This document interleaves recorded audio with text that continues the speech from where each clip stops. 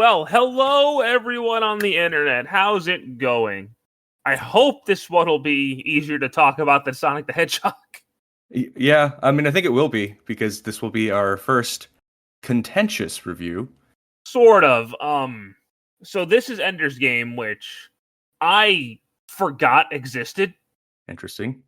because I remember seeing the trailers for it when it was coming out in what was it, 2013? Yeah, it was 2013.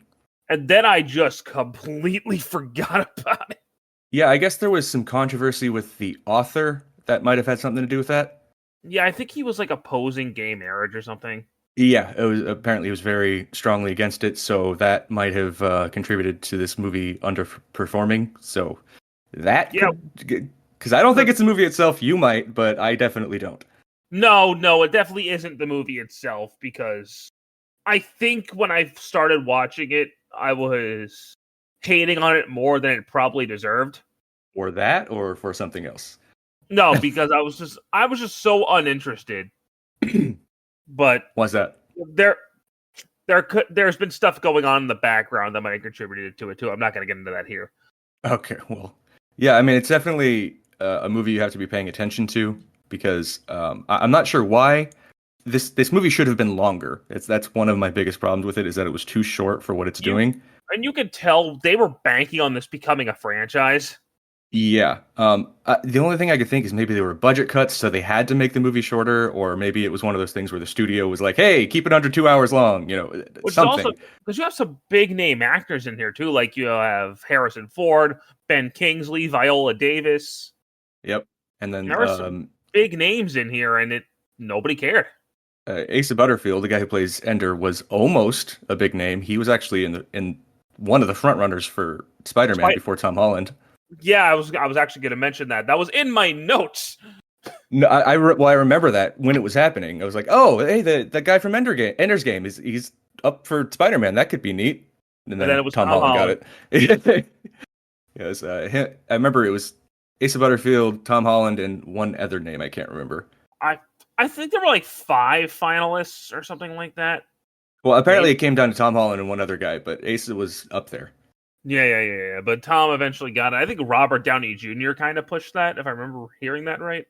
It's honestly, I take every rumor with a grain of salt because you never know. Yeah. You never know. I mean, you could just give Robert Downey Jr. credit for everything in the MCU, and you're not technically wrong. Yeah, I guess so. At that point, it's true. So, that's why they're bringing him back out of pure desperation. Honestly. At least, hopefully, he'll finally play a decent Doctor Doom because we haven't had that yet. Oh my god! Yeah, well, we'll see what happens. But the MCU tangent aside, yep. So Ender's Game, as far as I'm aware, because I did a little bit of research, is a book series. Yep. I think it's a sci-fi book series. I don't know how many books there are, but there's 2 that I know of, but I haven't really looked into it. I know I really enjoy the movie, and I know there's context missing, so I would like to read the books to get that context. The basic premise of the plot is there was an alien invasion of bug things. I think we're called the Ferrac or something like that. Formix in the movie. I think there's a different name in the book. Formix. They remind me of Starship Troopers. Oh yeah, maybe, but the ones in Starship Troopers are I don't want to get ahead of myself here. They're different. They're more brutal in Starship Troopers. That's for sure. More hostile in Starship Troopers. And there's a reason for that, but that comes into play at the end of this movie. Maybe we'll talk about Starship Troopers another day. But maybe I haven't seen that in a long time. Pretty much everything we bring up, I haven't seen in a long time. This is the only thing that I watch regularly that we've talked about so far. Wow, I'm bringing you out of your comfort zone, my friend. I know, right? But and then it cuts. I don't know how many years later. 50. Thank you, because there's a commander who sacrificed himself. We'll come back to that. Yes. Yeah. But then you have the way it's working is they're taking all these genius kids, putting them in basically gaming simulations to see how well they'll run a starship fleet to take on these aliens. Because the whole movie is basically the war room from Mass Effect 3, prepping for war. Yeah, in a way. I mean, I don't think the threat's as grave as the Reapers. No, But definitely not. Again, we'll come back to that. There's a lot more to that again I think the movie sort of glosses over. I looked into it more. Yeah, it's a lot more complicated in the book, but the movie still gets the point across. I think feel like some people might miss it though. The movie kind of oversimplifies it. I Yes, think it definitely does. because the movie, I'll be real, is not hard to follow, and it doesn't really have any subtlety. I think again most of the quote unquote complex stuff comes in at the end. Up until then, it is really just preparing that for really war. is just the last 15 minutes of the movie. But it puts a lot more of the movie into context and what's been happening. Yeah. That's the part that I feel like if you knew more about, you'd really appreciate the story more. I mean, yeah, that's one of those things where I think Cody's right. An extended cut of this movie might have helped it because I thought the pacing was really fast. Yeah, from what I was reading, people are saying that this is basically a trailer for the book, as in it has all of the big moments, but leaves out a lot of the context. But what's cool though is I think those big moments are awesome because just the way that this movie was filmed and the freaking effects and goddamn the soundtrack. I will say this about the movie: it looks phenomenal. I can't not enjoy this movie. I'm sorry, this one completely wins me over on the rule of cool, and I do like the context that it gives in those last 15 minutes. Yeah, no, it looks amazing. The soundtrack is good. The actors all do a good job. I think the biggest problem for me personally is the pacing. That it's too fast?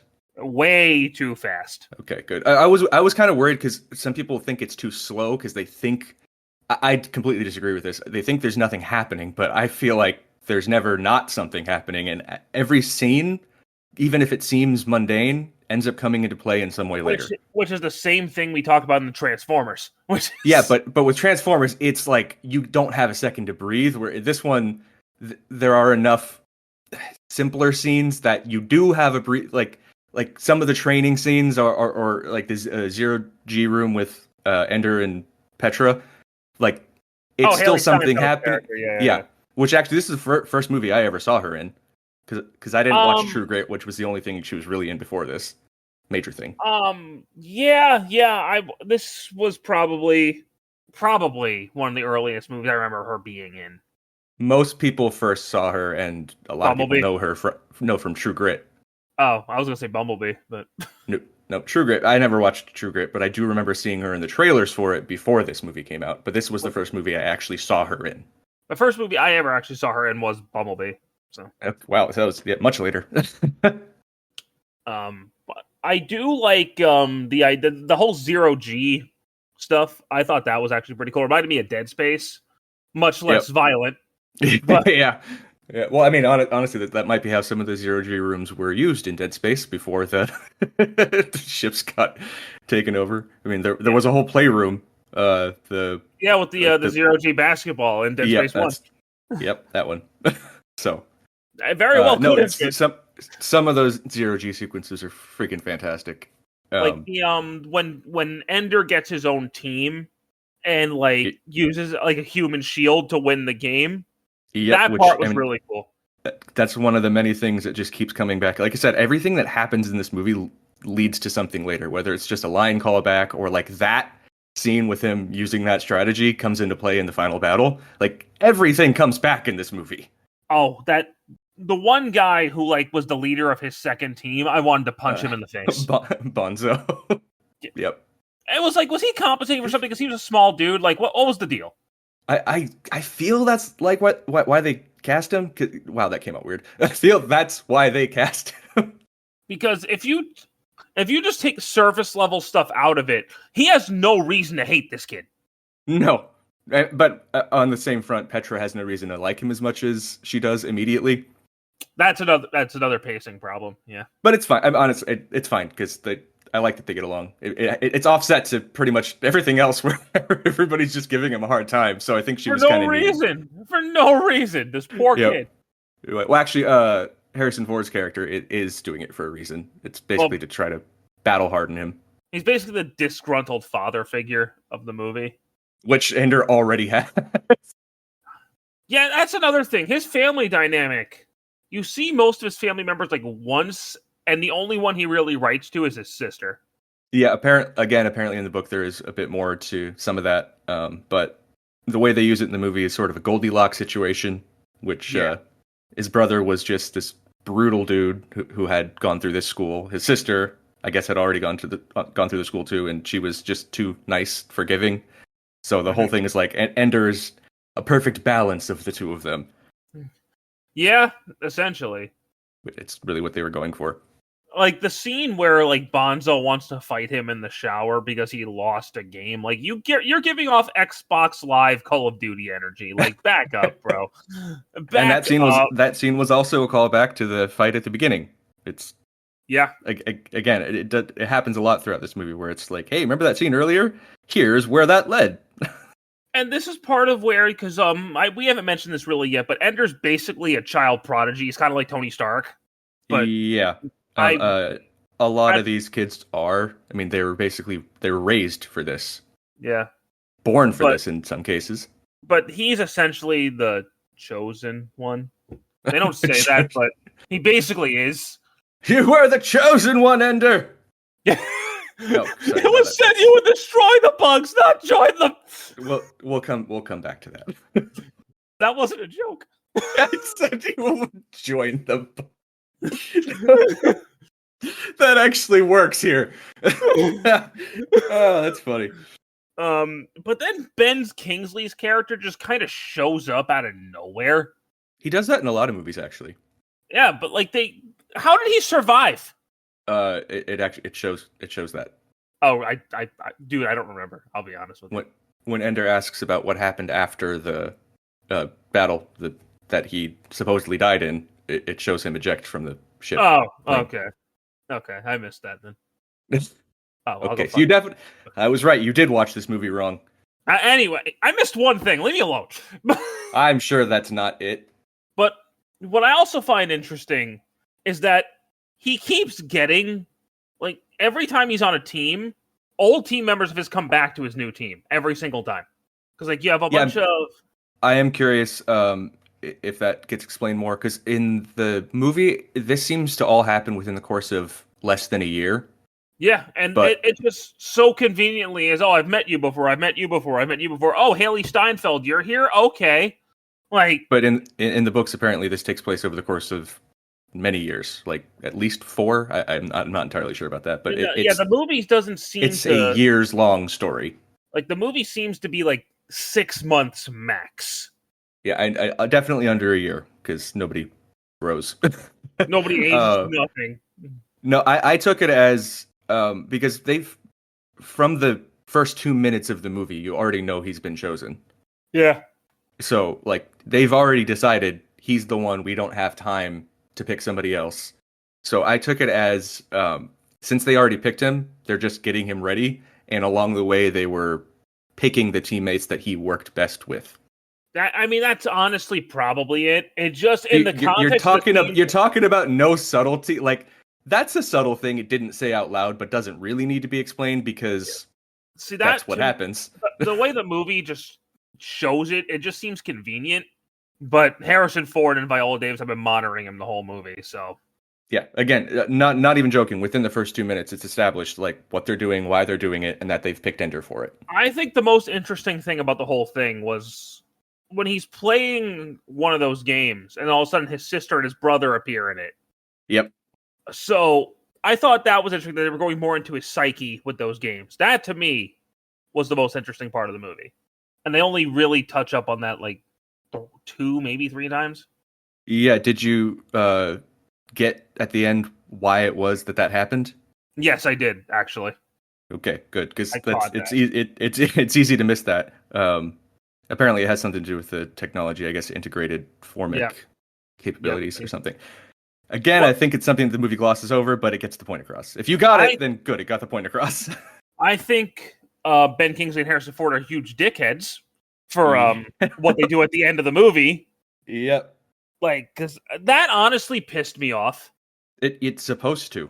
I mean, it did its job, but I was like, yo, you just fucked with this kid's brain to nuke an entire civilization who hadn't bothered you in 50 years.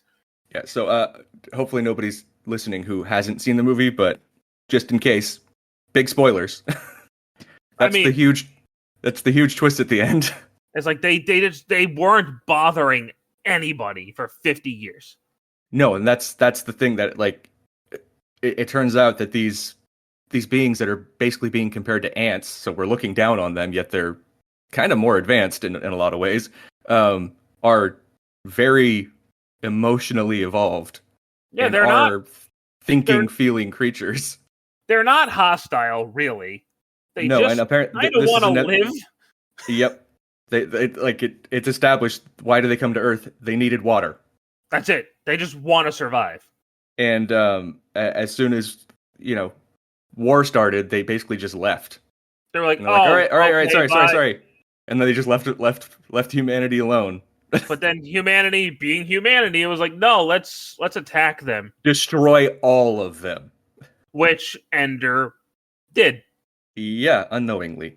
Oh no, it was completely unknowingly. That's why he freaks out. Yeah, but no, that's the whole point at the end is, I mean, Ender was right to be like, why weren't they attacking? Why were they waiting? We could have talked, and he's right. They could have talked to them. That's what they were trying to do. That's what was going on with the game. They were trying to talk to Ender.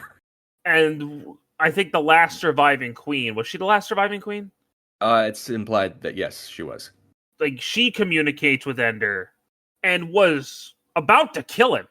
I keep watching that scene. I've gone back to that a few times, and I'm like, was that anger? Was that like, I should kill you, but I know you didn't do it on purpose? Like, what?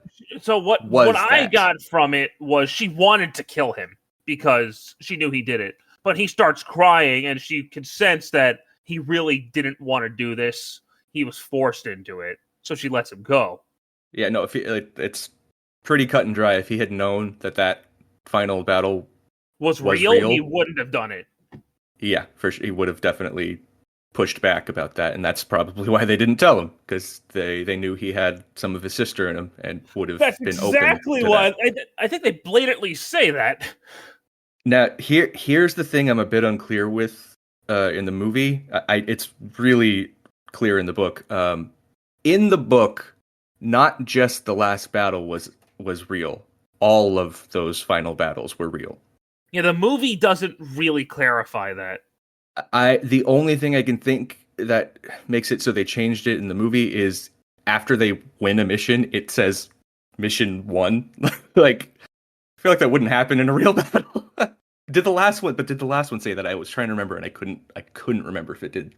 The only one that they tell you for sure was real was the last one. Yeah, so I'm not sure if it's the same in the movie. But then I think about, like, it has the part where they were showing them harvesting water, and I was like, would they have bothered to program that? Yeah, no, that's true. So I don't know in the movie whether or not they were all, for sure the last one is real, but yeah. And if they were all real, man, that's even more fucked up than I thought it was. And the ending is very clearly sequel baiting. Yeah, unfortunately, it never happened. Yeah, nothing happens with that. So who knows if Ender's Game is going to get another shot, maybe as a show at some point. Well, I mean, considering the fact that there is, this movie was supposed to cover more time, it's not so far-fetched to think that they could make a sequel with them older. It's not going to happen, but, like, it could. Still. If I were a betting man, they're going to just redo it as a show at some point and not a movie. I was quite literally thinking exactly the same thing, but at the same time, like, man, who's going to put that kind of money into something that has, a controversial author behind it? But then again, I mean, they're making remaking a Hogwarts show right now. Yeah, there it is. That's exactly what I was going to say. Harry Potter is getting it. So who knows? I think it's just, though, with that, Harry Potter is way more popular. Yes, it is. But apparently this is a very, it's one of the top sci-fi books out there. So it's not. I have heard that. So maybe a show is the right way to go with it. That's been a lot happening with a lot of things lately. They're like, hey, maybe we shouldn't have made a movie out of that. Let's do a show instead. It's been happening a lot. Let's see. This is the last time I remember seeing Harrison Ford actually act. Rather than just being Harrison Ford?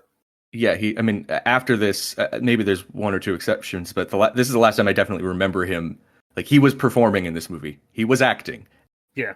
He doesn't do that anymore. God, just saw him in Brave New World, and he was not even trying in that one. Not even a little. Maybe Star Wars. A little, but at the same, I mean, I guess they kind of wrote it into Han's character that, like, he doesn't really want to be here, so it just worked with Harrison Ford being Harrison Ford. So maybe. I mean, yeah. But in this, like, he wasn't just playing himself; he was acting, and that he got a few solid lines in, especially towards the end, where I'm like, that wasn't just angry Harrison Ford; that was acting angry Harrison Ford. And it's definitely good. It's good to know that was a thing at a time. Yeah, a lot of the actors, like I said earlier, did do a good job. Yep. There's a handful of lines that were a little off, but I'm actually kind of curious if that's because Asa wasn't completely confident in his American accent. Yeah, he might be. That might be the case, because he was a kid too in this movie, right? Yeah, I think they were around 14 or 15 when they filmed this. Oh shit. So yep. Anyway, I'm looking at my notes. You pretty much covered everything that I have written down here. Yeah. Just from natural discussion, it all got covered here. Wow, look at that. I wrote down a quote. I don't usually do that. We won. That's all that matters. That's actually one of the best lines that Harrison Ford delivered. That is straight up the American government. And then Ender's response: "No, the way we win matters." I was like, I liked that. I liked that. No, that was like a legitimately good line. There are parts of this movie that are like pretty cool. Every time I watch it, I'm just like, any problems I have with the stuff they left out from the book, which again, the context is still in the movie. It just doesn't go into detail. The movie's just so damn cool. I don't care. Yeah, I think this movie wasn't bad for me, but it was just kind of like a fine. I saw it. Great. Maybe if you had seen it 12 years ago, you might have felt differently. Quite possibly, but this movie was meant for the big screen for sure. Yeah, because but not a lot of people saw it on the big screen, unfortunately, for this movie. I definitely did, and I keep trying to get a good steelbook for this freaking movie, but they're always damaged. I finally got one. I've gone through 3 different steelbooks for this movie. I mean, I've bought each of those steelbooks multiple times, but 3 different designs before I landed on one where I'm like, okay, it's good, it's not damaged. I finally have this movie. Stop buying it now. Yeah, exactly. But yeah.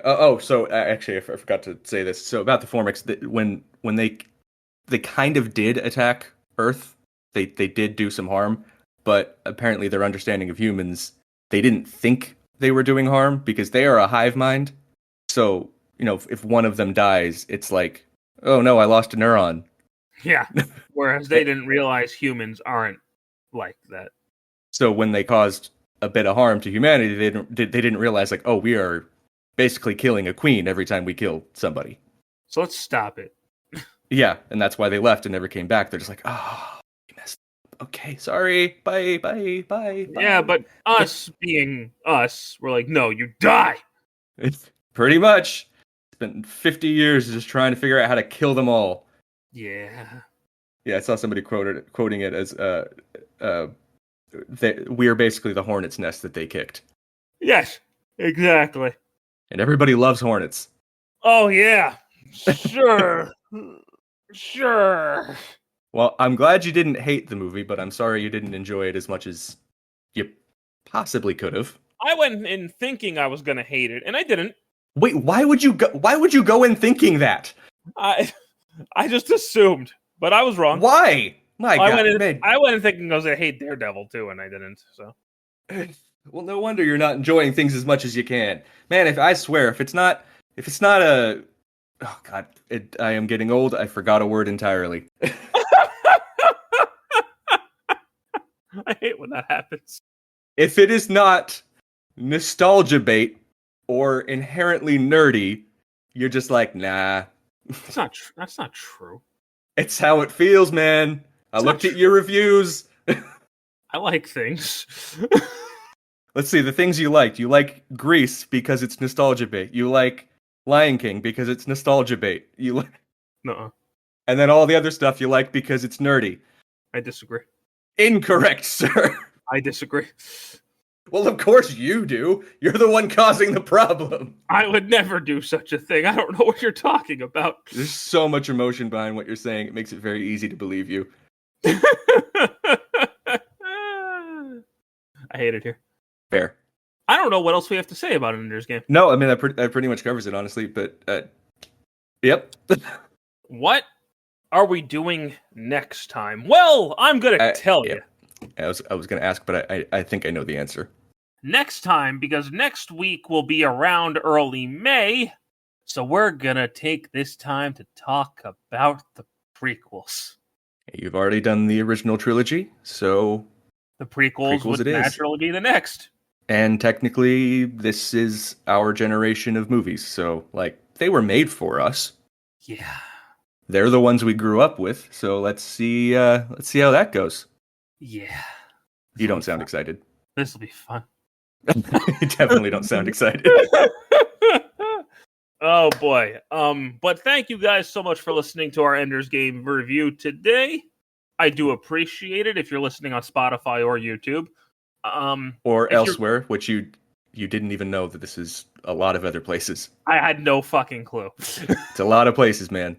But if you are strictly watching on YouTube, I hope you're catching up on the older reviews because we are uploading them daily. Yep.